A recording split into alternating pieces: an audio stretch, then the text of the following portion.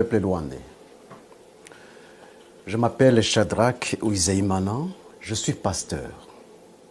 À son Excellence, Monsieur le Président de la République démocratique du Congo, Félix Antoine Tshisekedi Tshilombo, mes chers Congolais, nous, peuple rwandais, nous déplorons profondément de la cruauté vécue par le peuple congolais depuis 1996 jusqu'à aujourd'hui.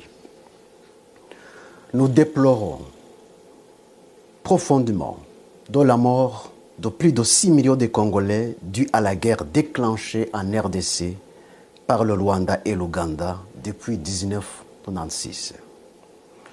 Les Congolais sont des témoins oculaires d'irresponsables de cette tragédie. Le mapping report confirme les faits.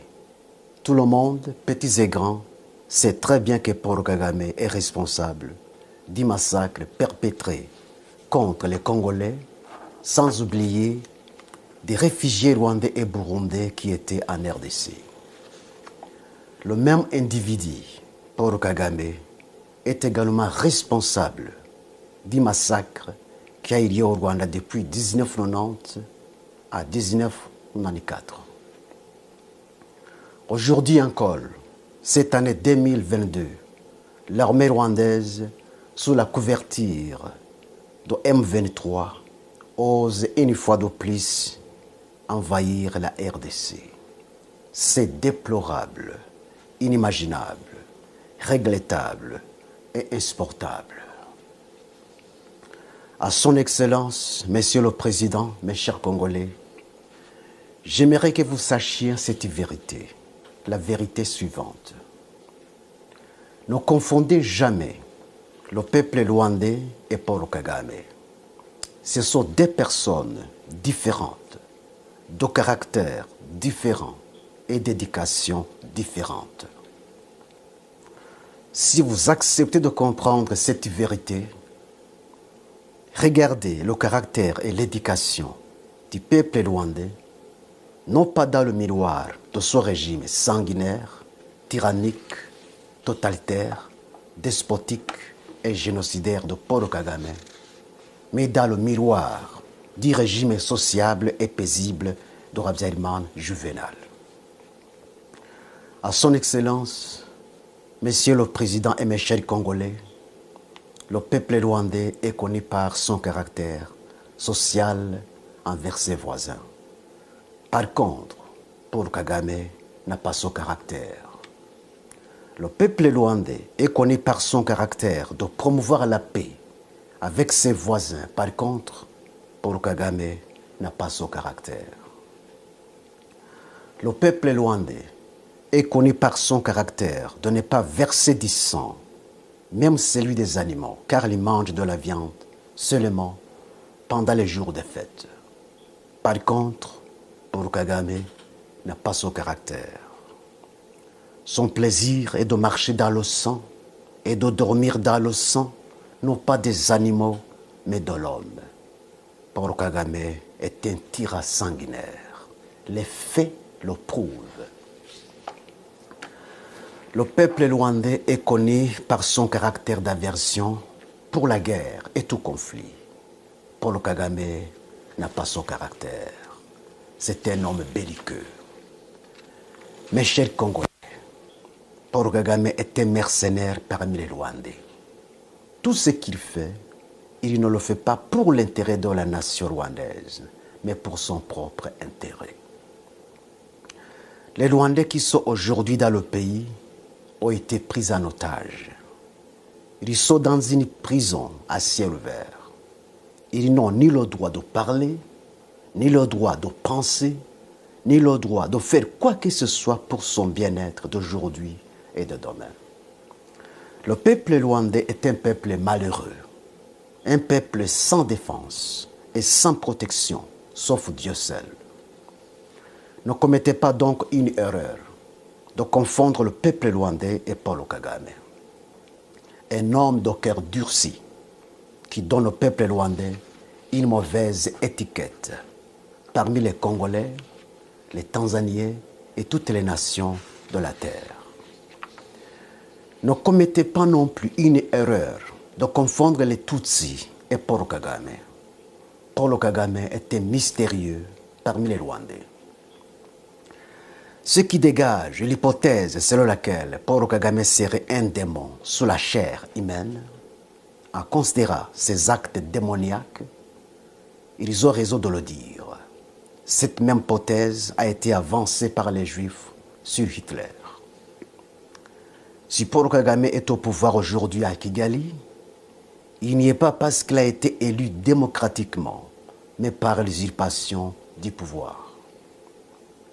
Lorsque nous disons, nous, peuple rwandais, nous soutenons fortement l'armée congolaise FARDC dans cette lutte louable qu'elle est en train de mener contre l'armée rwandaise sous couverture de M23, vous devez saisir nos propos, non pas comme ironie, mais pour la vérité, rien que la vérité. Le peuple rwandais n'a pas donné à Kagame un mandat d'agresser la RDC sous la couverture de M23. Il a fait et il fait cet acte ignoble par ses propres mérites, non pas par les mérites des Rwandais.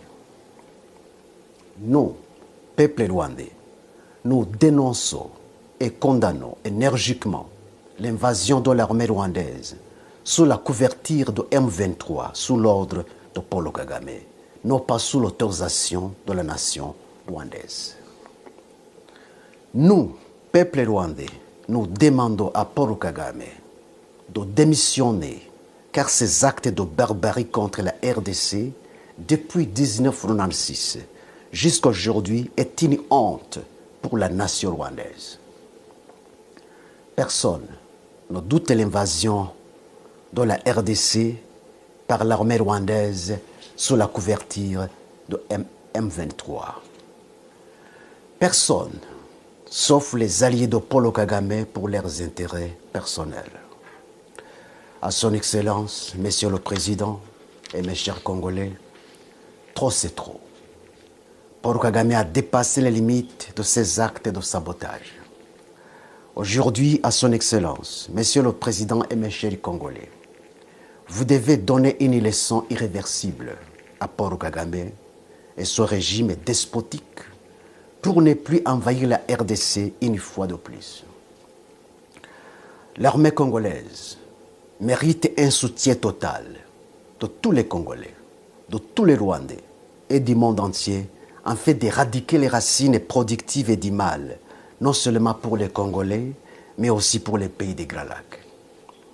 Aujourd'hui, c'est une occasion opportune que Dieu offre aux Congolais pour sécuriser pour toujours non seulement le Congo, mais aussi les pays des Grands Lacs qui sont déstabilisés par Paul Kagame et Museveni depuis 1990 jusqu'à aujourd'hui.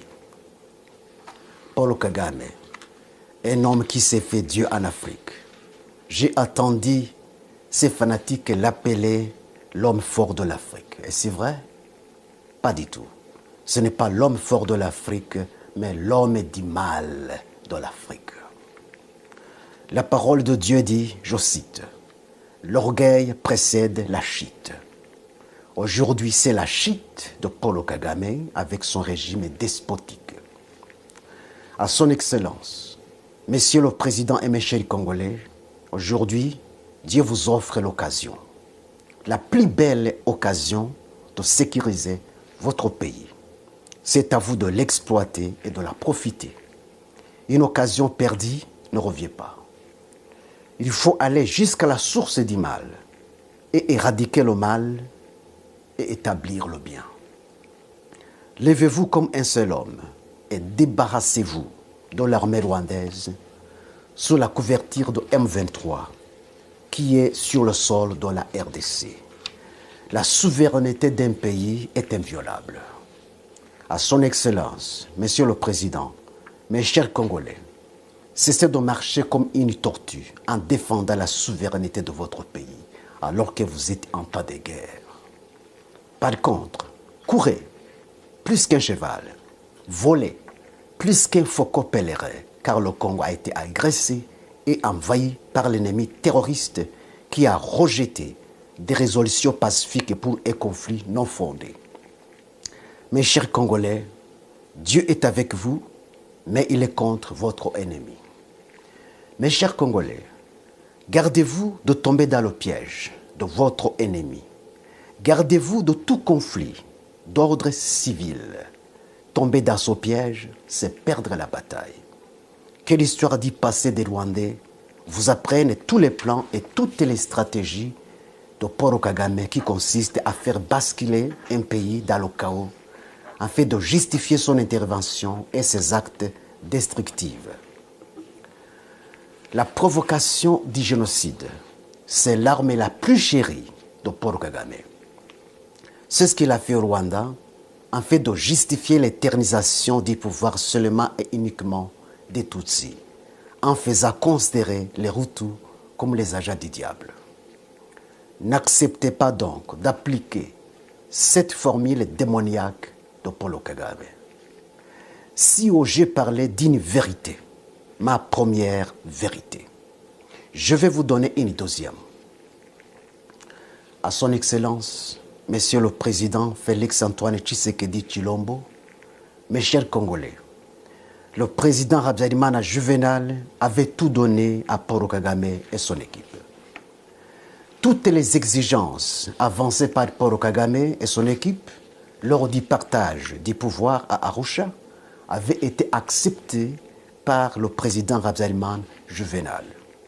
Il est allé même jusqu'à laisser la pénétration des milices de FPR Montagny dans la capitale de Kigali alors qu'on était en temps de guerre. Tous les accords d'Arusha terminés, la nouvelle constitution élaborée sur base des accords d'Arusha terminée, alors que Paul Kagame et son équipe n'avaient aucune autre exigence à poser, subitement, l'avion du président Habyarimana Juvenal fut abattu sous l'ordre de Paul Kagame. 2 chefs d'État et leurs compagnons ont été assassinés. Jusqu'aujourd'hui, ils sont morts comme des souris. Aucune suite. On ne parlait que du non-lieu. C'est honteux. Ceux qui se disent défenseurs du droit de l'homme, ce sont eux les premiers violateurs du droit de l'homme. À son Excellence, Monsieur le Président et mes chers Congolais, pourquoi Paul Kagame et son équipe ont préféré anéantir la paix qui était établie par les accords d'Arusha, déjà signés, adoptés, légalisés et constitutionnalisés en saisissant le pouvoir par force? La réponse à cette question permettra aux Congolais de connaître un agenda caché de Paul Kagame pour la RDC. Ma deuxième vérité se trouve dans la réponse à cette question. À son Excellence, Monsieur le Président et mes chers Congolais, pourquoi Paul Kagame abrite et protège les putschistes Tutsis burundais qui allaient renverser Pierre Nkurunziza en réinstaurant une fois de plus le régime homogène des Tutsis au Burundi, comme il en est le cas au Rwanda? Ma deuxième vérité se trouve dans la réponse à cette question. À son Excellence, Monsieur le Président et mes chers Congolais, l'argument avancé par le M23 soutenu par Paul Kagame est que les rwandophones congolais sont marginalisés. Pourquoi les rwandophones Hutus congolais qui habitent les zones de Rutshuru, Jomba, Bunagana, Massissi et ailleurs dénoncent et condamnent, comme tous les autres Congolais, l'armée rwandaise sous la couverture de M23? Pourquoi ce sont les rwandophones Tutsis congolais qui prétendent être marginalisés au Congo alors que les rwandophones Hutus congolais ne le prétendent pas?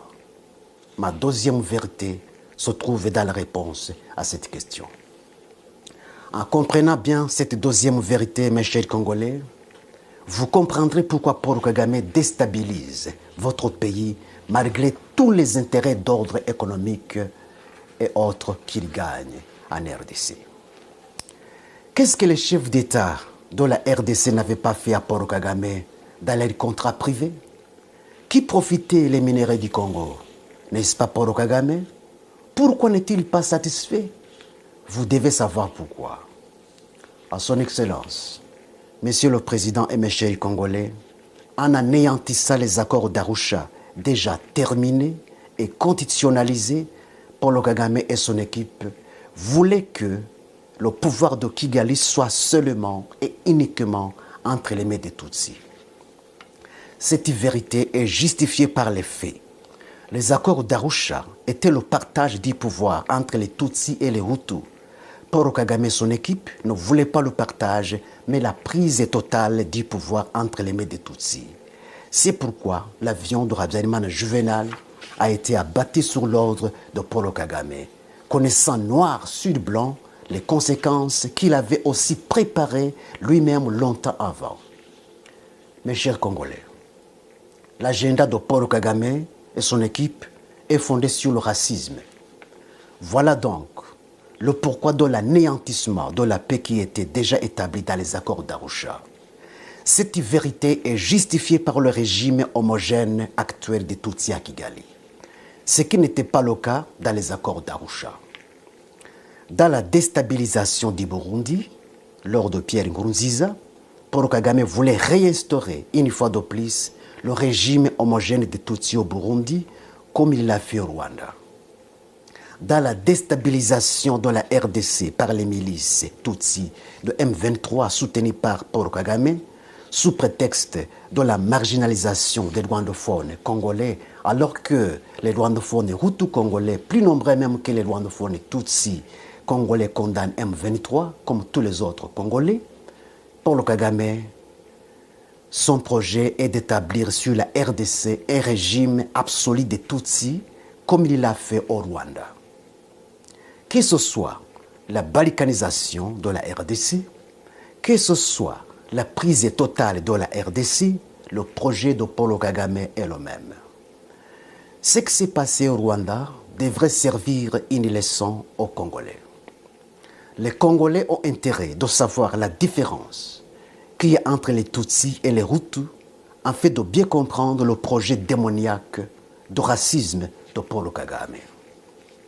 Mes chers Congolais, les Tutsis sont de la famille des Nilotiques, comme les Éthiopiens, les Somaliens, les Soudaniens, les Maasai, les Hima et autres. Tandis que les Hutus sont de la famille des peuples bantous, comme les Congolais, les Zimbabwéens, les Zambiens, les Namibiens, les Tanzaniens et autres. Le projet de Paul Kagame est d'établir un empire des Nilotiques dans les pays des Grands Lacs. Le président Museveni d'Ouganda est aussi de la famille des Nilotiques. C'est pourquoi il collabore en commun accord avec Paul Kagame dans l'établissement d'un empire des Nilotiques dans les pays des Grands Lacs. Ils ont réussi leur projet en Ouganda. Ils ont réussi leur projet au Rwanda. Maintenant, ils luttent farouchement pour l'exécuter en RDC, au Burundi, en Tanzanie, pourquoi pas au-delà. À son Excellence, Monsieur le Président, mes chers Congolais, prenez tous les mécanismes possibles pour empêcher toute menace ou génocide qui peuvent être perpétrés contre les rwandophones et Tutsis qui sont au Congo, car c'est ça le plan de Paul Kagame. S'il base d'une terre barbarie, il est prêt de justifier son envahissement officiel dans votre pays. Tous les Congolais doivent être vigilants pour ne pas tomber dans ce piège. Je sais, par sa ruse, Paul Kagame peut utiliser ces instruments pour préparer un génocide sur le sol de la RDC et l'exécuter comme il l'a fait au Rwanda. Ainsi donc, toute personne qui sera animée d'un esprit de menacer ou commettre un meurtre contre les rwandophones et Tutsis, vous devez l'arrêter et la traduire en justice. Ne tombez pas dans le piège, je vous en prie. Nous, peuple rwandais, qui luttons pour la paix des pays des Grands Lacs, nous soutenons l'armée congolaise, FARDC. Nous soutenons tous les Congolais qui luttent pour la paix de leur pays, armée congolaise, FARDC. Et la bravoure et la détermination, Dieu est avec vous et pour vous, mais il est contre votre ennemi. La victoire des Congolais proviendra des autorités qui ne s'achètent pas et ne se vendent pas, même si cela leur coûterait la vie à l'instar de Désiré Kabila. La victoire des Congolais proviendra de l'écartement des infiltrés et complices qui travaillent non pas pour les Congolais, mais pour l'ennemi. Vive l'armée congolaise, FARDC, vive les Congolais, vive les Rwandais. À Dieu seul la puissance, la gloire et la réponse des Congolais et des Rwandais, aujourd'hui et à jamais. Amen.